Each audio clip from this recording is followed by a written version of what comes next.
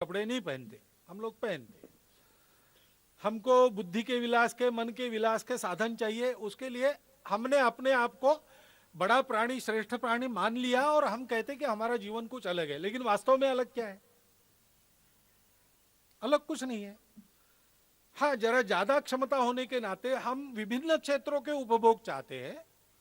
पशु उन्हीं 4 मूलभूत उपभोगों पर निर्भर करता है, उसके बाद उसकी कोई चाह नहीं। हमको चाह है, इसलिए तृष्णा है, इसलिए हमारी दौड़ चलते रहती है। जीवन भर हम दौड़ते रहते हैं, दौड़ते दौड़ते सीना फूटकर मर जाते हैं। जो ज्यादा दौड़ेगा, ज्यादा अपना सीना फोड़ लेगा, वो ज्यादा बड़ा। इस प्रकार की एक तर्क परंपरा उसमें से निकलती है। जाने अनजाने अपने आप को हम कितना भी ठगे, लेकिन हम उसी पर दौड़ते चले जा रहे हैं। आज की पीढ़ी के बारे में हम लोग कहते हैं पीढ़ी तो ठीक है, उसमें कोई गड़बड़ नहीं है, लेकिन उसको जो दृष्टि दी जा रही है शिक्षा में भी और घर में भी, वो यही दी जा रही है कि भाई ज्यादा से ज्यादा कमाओ, ज्यादा से ज्यादा दौड़ना है तुमको, सबसे आगे तुमको रहना है। क्यों? सुख मिलेगा।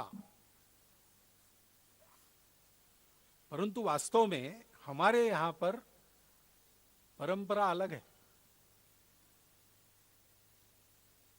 ये परंपरा चली तो सृष्टि विनाश के कगार पर आ गई, क्योंकि तनाव उत्पन्न हो गए। संबंध कुछ नहीं, साथ चलने की एक ही शर्त है, हमारा सौदा पूरा करो।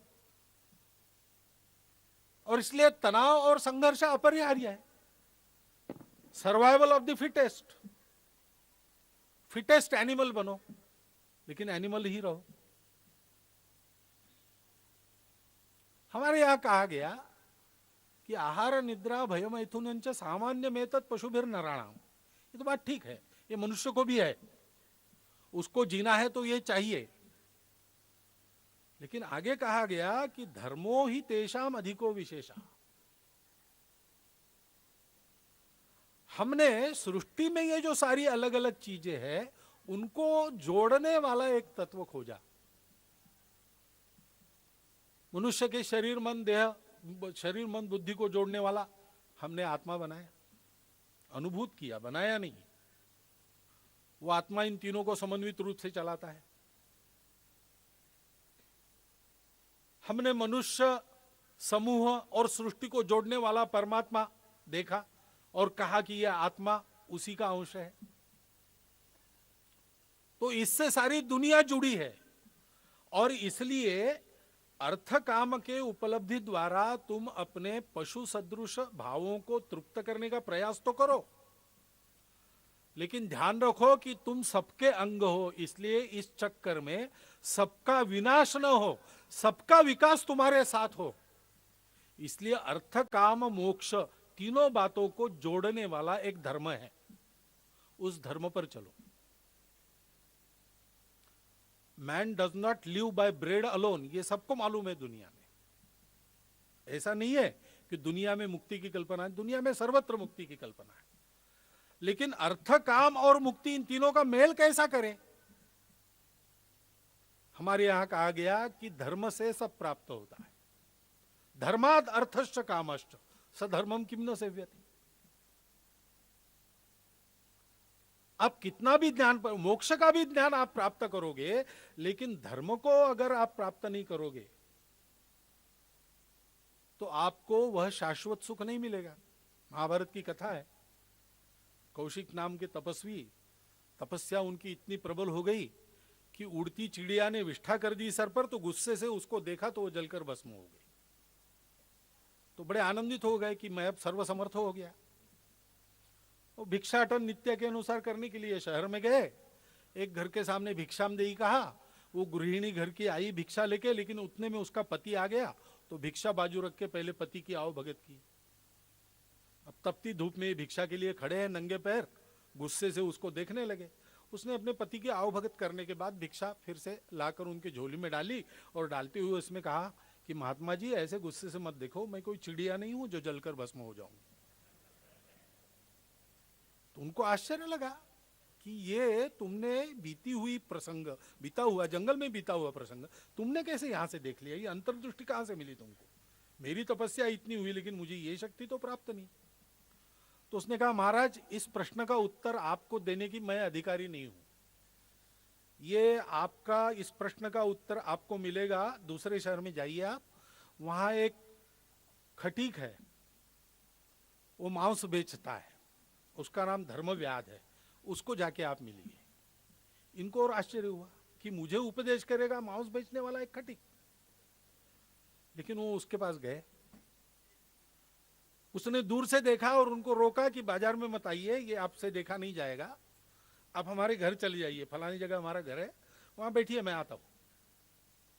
वो अपना दुकान का काम समाप्त करके दुकान बंद करके फिर गया, हाथ पैर धोकर पहले अंदर गया, बूढ़े माँ बाप की सेवा की, फिर बाद में आके इनको पानी फल वगैरह देके उनका सत्कार किया और पूछा कि बताइए महाराज आपकी क्या जिज्ञासा है। तो ये आश्चर्यचकित हो गए कि तुमको मिलने के लिए और जिज्ञासा लेकर मैं आ रहा हूं, तुमको कैसे पता चला? तुम तो काम ऐसा करते हो, ये तपस्वियों को जो प्राप्त नहीं है तुमको कैसे प्राप्त हो? फिर उसने बताया कि हम अपने स्वधर्म का पालन करते हैं, शिक्षा का प्रयोजन धर्म है। शिक्षित व्यक्ति धारणा करने वाला बने, धारणा करने के शास्त्र को जानने वाला बने, जो गिरने नहीं देता, सबको इकट्ठा रखता है और उन्नत करता है। धारणात धर्म इत्याहु, जिससे इहलोक में और परलोक में दोनों ओर सुखों की प्राप्ति होती है। यह तो अभ्युदय निश्रेयस सिद्धि, जो प्रत्येक वस्तु के स्वभाव को जानकर सृष्टि के चलाने में उसका कर्तव्य निर्धारित करता है, उस धर्म का ज्ञान शिक्षा से मिले। नहीं तो औपचारिक शिक्षा प्रारंभ होने के पहले इतिहास के प्राचीन काल में भी मनुष्य रहता था, समूह करके रहता था, टोलियां बना के रहता था और जी लेता था, शिकार करना वगैरह सीख लेता था। लेकिन शिक्षा पद्धति पर चिंतन करने की जरूरत मनुष्य को क्यों पड़ी आज दुनिया भर में और हमको यहां पर? इसलिए कि मनुष्य का जीवन मनुष्य जैसा होना चाहिए और सृष्टि का जीवन चलना चाहिए। तो यह धर्म का प्रयोजन है और यह धर्म सबको जोड़ता है। इसलिए हमारे यहां कोई समस्या नहीं रही। हमारे यहां जड़ और चेतन इसके संबंध में कोई तनाव नहीं है। हमारे यहां कहा गया कि आस्तिक्य बुद्धि रखो और ज्ञान और विज्ञानम दोनों को, ये तीनों गुण एक व्यक्ति में आवश्यक है, ज्ञानम विज्ञानम आस्तिक्यम। हमारे यहां कहा गया कि अविद्या से मृत्यु को तर जाओ और विद्या से अमृत की प्राप्ति करो। अविद्यया मृत्युम तीर्थवा विद्यया मृतम अश्नुते। एक तरफ मत झुको, क्योंकि ये सब जुड़ा हुआ है। मेरा पेट भी भरना चाहिए, मेरे शरीर की आवश्यकता भी पूर्ण होना चाहिए, लेकिन दुनिया भी चलनी चाहिए, इसलिए मुझे परोपकारी भी बनना है। ये संपूर्ण समग्र ज्ञान की दृष्टि, ये हमारी विशेषता है और इसके आधार पर हमारी सारी बातें शिक्षा की संकल्पना के बारे में हमने प्राचीन समय से निर्धारित करके रखी है। शिक्षा का प्रयोजन क्या है? फिटेस्ट एनिमल बनाना ये नहीं है। हमारे यहां कहा गया कि प्रत्येक व्यक्ति, ये दुनिया में जो संबंधों का सत्य है, सारी दुनिया जड़ी है एक दूसरे से, विविधता में एकता है और वही मैं हूं, मेरा भी वास्तविक स्वरूप वो है। वह अपने स्वरूप के सत्य में पक्की धारणा बनाकर हम उस सत्य पर खड़े रहें और उसके आधार पर उस स्वरूप के तंत्र में चले, किसी के गुलाम नहीं रहे। जिद्दू कृष्णमूर्ति कहते थे कि मनुष्य मात्र की वास्तविक स्वतंत्रता लाना, यह मेरा ध्येय है। उन्होंने अपना जीवन उसके लिए लगाना। ये वास्तविक स्वतंत्रता क्या है? मनुष्य अपने स्व के तंत्र पर अपने स्वरूप में अवस्थित होकर चले। मनःपूतम समाचरेत, यानी जैसी चाहे वैसी मनमानी करो, ऐसा उसका अर्थ नहीं है। स्वरूप में पूरा स्थित होकर उस स्वरूप में निकलने वाली स्वाभाविक प्रेरणा के आधार पर चलो। मनः पूतम समाचरे, ऐसा जीवन मनुष्य को मिले, यह शिक्षा का प्रयोजन है। और इसलिए कहा गया सा विद्या या विमुक्तये। मनुष्य अपने जीवन में इन सब बंधनों को अनुभव करता है। पेट के लिए रोटी कमाने की मजबूरी अनुभव करता है, होता नहीं शरीर से, रिटायरमेंट के बाद काम करता है। पेट की जरूरत नहीं है, लेकिन आदत लगी है बुद्धि को काम में लग जाना, अलग रह नहीं सकता, इसलिए एक्सटेंशन मांगता है। कुछ न कुछ चाहिए। शांत निष्क्रिय बन के रहना संभव नहीं, बुद्धि मन देह नियंत्रण में नहीं है, इसलिए काम मांगता है। यानी जिसको सब कुछ है उसको भी खालीपन सहन नहीं होता। मनुष्य पागल हो जाते खालीपन से, क्योंकि वास्तविक अपने ऊपर अपना नियंत्रण भी नहीं है। तो अपने शरीर मन बुद्धि के श्रृंखलाओं से लेकर तो दुनिया के लोक व्यवहार की सारी रीति कुरीति सबका बंधन हम अनुभव करते हैं, उससे त्रस्त हो जाते हैं। अंत में बुढ़ापे में अंग्रेजी में कहते हैं सिनिक हो जाते हैं,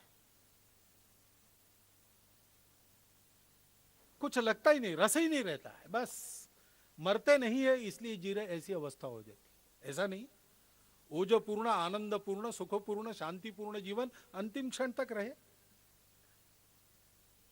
मनुष्य मात्र की यह स्वतंत्रता जो देती है, जो मुक्त करती है इस प्रकार बंधनों से, वो विद्या है। और इसलिए शिक्षा क्या है? असतो मा सद्गमय, तमसो मा ज्योतिर्गमय, मृत्योर्मा अमृतम गमय। असत से धीरे धीरे हम सत्य की ओर बढ़े। ठुकराने की बात कही नहीं है। सत्य की ओर जाने के लिए असत से गुजरना पड़ता है, इस सत्य को मान्य किया है। परमेश्वर पाना है, जगत में से गुजरो। माया होगी, मिथ्या होगी, लेकिन इसमें से जाना पड़ेगा। तमस है वहां पर, उसको भेद कर प्रकाश को पाओ, तब मृत्यु के पार जाकर तुम अमरता को पालोगे। यह शिक्षा है। शिक्षा में अपने अंदर जो एक तत्व है, जो सबको जोड़ता है, जो सर्व करता है, जो भरता है, जो धरता है, और अगर प्रसंग आता है तो नाश भी करता है, हरता भी है, वो तुम बनो। तुम वो हो, तुम वो बन जाओ। तुम भ्रम में हो, वैसे नहीं चल रहे हो, वैसे चलो। ऐसा मनुष्य को प्रभुता देने वाला, मनुष्य को पोषक बनाने वाला, तमस के विरुद्ध संघर्ष करने में सक्षम बनाने वाला, मनुष्य को निर्मित क्षमता देने वाला, ये जो सारा चलेगा उसको कहा जाता है शिक्षा। और इसलिए हमारे यहां शिक्षा की पद्धति में पहली बात कही गई कि प्रयोग तो करो। शिक्षा दो प्रकार की हो गई, जो देख रहे हो उसकी शिक्षा, और देखने के परे जो है उसकी शिक्षा।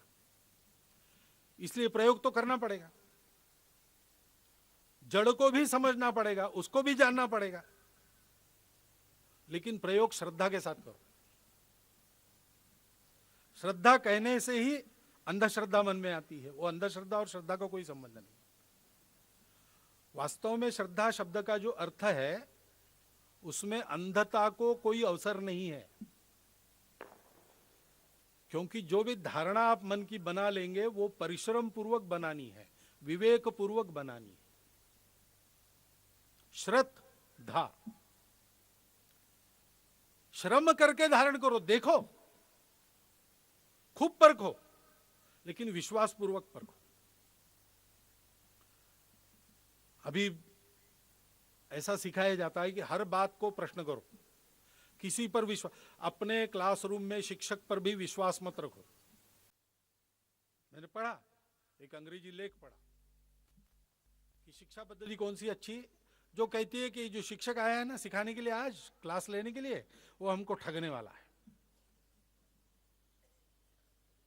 वो हमको ठगने वाला है, उसको हम 10 सवाल करेंगे। और उदाहरण दिया, एक शिक्षक आया क्लास में और उसने पूछा कि जूलॉजी का क्लास हो गया आपका? हाँ हो गया। तो बोर्गेटोसॉरस नाम का एक पशु, उसका वर्णन सुना क्या आपने? कौन बता सकता है? तो किसी को मालूम नहीं था। इसलिए फिर उसने कहा कि तो फिर सब लोग कहो कि हमको ये मालूम नहीं। तो सबने कहा हमको ये मालूम नहीं। तो उसने कहा कि ऐसे कभी मत करना, क्योंकि बोर्गेटोसॉरस नाम का कोई प्राणी ही नहीं है। ध्यान रखो, तुमको जो सिखाने वाला आता है ना, वो तुमको झूठ पढ़ाने वाला ऐसा मान के उसको प्रश्न करो। तुम में से एक भी व्यक्ति खड़ा होता और कहता कि हमने तो ये नाम सुना कहीं नहीं, आपने कहां से लाया, तो मुझे आनंद होता। अब ये स्वभाव छोड़ दो, हमारे यहां ऐसा नहीं है। प्रश्न करो, आपने ये काम नाम कहां से लाए ये भी पूछो, लेकिन बताने वाला भरोसे का व्यक्ति है ऐसा मानकर पूछो। स्वामी विवेकानंद रामकृष्ण परमहंस के यहां गए और उन्होंने पूछा कि क्या भगवान को आपने देखा है? अब उनका प्रश्न करना, उनको भी ये सारे तर्क मालूम थे, और वो भी उस समय तक, वो स्वयं कहते हैं कि उस समय तक मेरा बिल्कुल विश्वास नहीं था, लेकिन बताने वाले, क्योंकि बताने वाले बहुत मिले, लेकिन देखा हुआ बताने वाला कोई नहीं मिला। इसलिए हम कहा ये बस ऐसी बातें हैं, सारे प्रमाण तो इसके खिलाफ है। और इसलिए रामकृष्ण परमहंस जब बताने लगे उनको, तो उन्होंने पूछा कि महाराज आप इतनी बातें बता रहे हैं, मुझे बताइए आपने भगवान को देखा है क्या? लेकिन पूछने के पीछे भाव ये नहीं था कि क्या बातें बना रहे हो, ये एक प्रश्न पूछूंगा बोलती बंद हो जाएगी, ऐसा भाव नहीं था। वो वास्तव में कि है ऐसा कह रहे, मेरे आप तक कह रहे, मेरी परंपरा कह रही, इतने हजारों वर्ष ये चल रहा है देश में, ये असत्य तो नहीं होगा, लेकिन कोई बतावे तो सही। और जब उनको बताया गया कि हाँ देख रहा हूं, तुम्हारे जैसा ही देखता हूं, तुमसे अधिक स्पष्ट देखता हूं, उससे बात भी करता हूं, और तुम भी कर सकोगे अगर मेरे बताए हुए रास्ते पर चलोगे, तब वो शिष्य बन गए। प्रयोग करो, श्रद्धा पूर्वक करो, बाहर के अनुभवों पर पूरा विश्वास रखो, क्योंकि निरीक्षण है। विद्वानों ने कहा है अपनी परंपरा में कि वेद भी कहते हैं कि आग में हाथ डालने से हाथ नहीं जलेगा, तो विश्वास मत रखो, क्योंकि ये अनुभव नहीं है, तर्क प्रमाण है, अनुभव प्रमाण है, लेकिन अंतः प्रमाण भी है, और वो भी प्रकट होता है। सारी की सारी तो सेंद्रीय रसायन शास्त्र, ऑर्गेनिक केमिस्ट्री की जो प्रणाली निकली, उसका उद्गम कैसे हुआ? बेंजीन की रचना क्या है अणुओं की, ये मिल नहीं रहा था, सारे तर्क सारे गणित करके हो गए। केक्युले नाम के शास्त्रज्ञ थे, वो सो गए विचार करते करते, और स्वप्न में उनको 2 सांप एक दूसरे की पूंछ निगल रहे ऐसा दृश्य दिखा। उससे उनको एकदम सूझा कि एक रचना हो गई, बॉन्डिंग ऑफ एटम्स, ये तब से निकला, और उसमें से सारी रसायन शास्त्र की रचना हुई। वो किसी प्रयोग से नहीं हुई, स्वप्न में मिले अंतश्चेतना के संकेत से हुई। इसलिए उस अंतश्चेतना पर भी भरोसा रखो, और जो भी तुम्हारे निष्कर्ष है अनुभव के आधार पर परखो, और उस पर जीवन में चलकर देखो। उसमें जो खरा उतरता है उसको स्वीकार करो। चाणक्य ने इतनी सारी अर्थनीति लिखी, उसमें कई जगह मिलता है कि अमुक अमुक एक प्रश्न है, इसके बारे में भीष्माचार्य का ये कहना है, शुक्राचार्य का ये कहना है, लेकिन मुझे मेरे अनुभव से ये लगता है कि इनका ये सही नहीं है, यही सही है। उन्होंने ये कहा है, उन्होंने कहा होगा उनके जमाने में, उनके बारे में अनादर नहीं है, लेकिन मेरा अनुभव ऐसा है, मैंने ये करके देखा है, मैंने इस पर चल के देखा है, और मुझे लगता है कि यही ठीक है। केवल तर्क की बात नहीं थी। चाणक्य ने जीवन के सारे प्रयोग करने के बाद वो ग्रंथ लिखा है, केवल पढ़ाया नहीं था विद्यापीठ में, मगध साम्राज्य की रचना करने के बाद लिखा गया है ग्रंथ। इस प्रकार पद्धति में केवल जानकारी नहीं, अनुभव देना, जीवन के आचरण में उसकी सार्थकता को सिद्ध करने का अवसर मिलना, इसकी बात होनी चाहिए।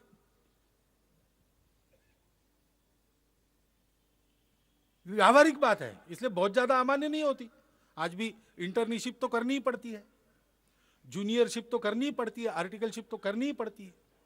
क्यों करनी पड़ती है? पुस्तक में सब है, पुस्तक में सब है, लेकिन अनुभव और आचरण लागू करके देखो और जो प्रमाण होता है उसको करो। ऐसी कई व्यावहारिक बातें उस पद्धति में होनी चाहिए।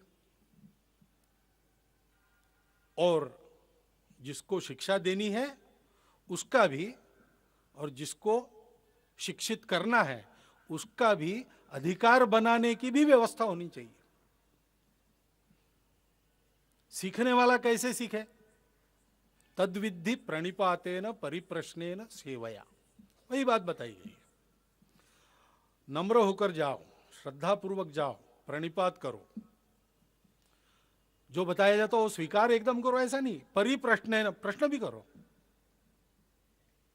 पूरा प्रश्नोपनिषद है, प्रश्नों के उत्तरों के माध्यम